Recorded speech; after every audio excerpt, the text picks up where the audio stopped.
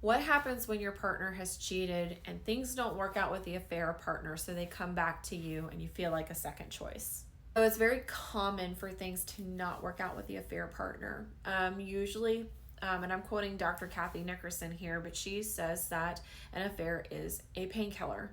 And I agree completely with that because a lot of the curriculums that we are learning on this really tie cheating to trauma, tie cheating to pain, deep emotional pain that is not being resolved. That was an epiphany for my husband to go back and do all of that work. It's where we really saw change in the marriage. It's where we had hope of like, okay, we can actually salvage our marriage and have hope for an even better marriage. So those things have to be addressed. Now, the affair partner is usually not someone that these men are in love with. Not usually in love with. A lot of times, the affair partner is an easy target. It's an easy way for them to go and essentially dump their pain on. There's no pressure involved with that person. They don't have to be intimate. They don't have to be vulnerable. They don't have to connect. There's no work and effort. They don't have to go home and clean the dishes for that person or take care of their kids like it's a deed, and then I shut the door and I go actually and live my life at home. And they love you. A lot of these men love you. If you don't believe me, read When a Good Man Cheats. It's an Audible. It can be a little triggering, but it's a good book to read because it will help you understand when a man that you thought was good cheats, and it's like, how could they possibly love me? And she talks about in there that a lot of times these men do love their wives.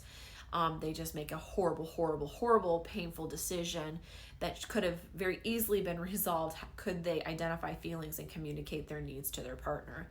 But a lot of times too, in these men's minds, they're saving their partner. They are not burdening their partner, and so they look at it as a good thing to cheat. They this warped, twisted way of thinking, which is completely false. But if you want to understand the psychology behind this, a lot of these men think that they're doing you a favor by cheating because they're not having to go to you with all their needs. They're not having to identify feelings. They're not having to go back and undo all that trauma. And if they are addicted to corn, then they don't even really have that capacity because of the prefrontal cortex of their brain being disconnected. So they lack impulse control. They lack thinking through cause and effect. Basically, the CEO of their brain is gone. They don't have the empathy, the compassion, the vulnerability. All of that is gone. So they look at these affair partners as objects or tools or appliances.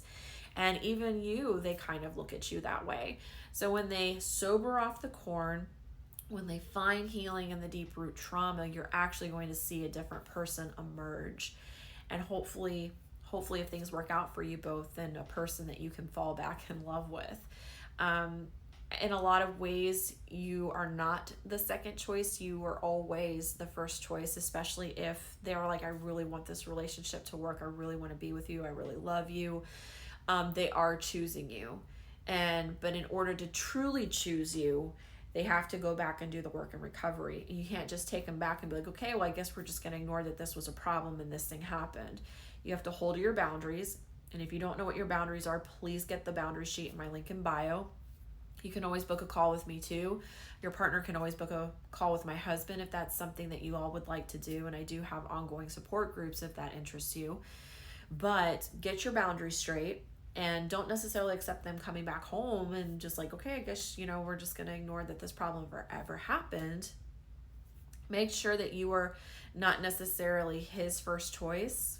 Make sure you are your first choice. Treat yourself as the first choice.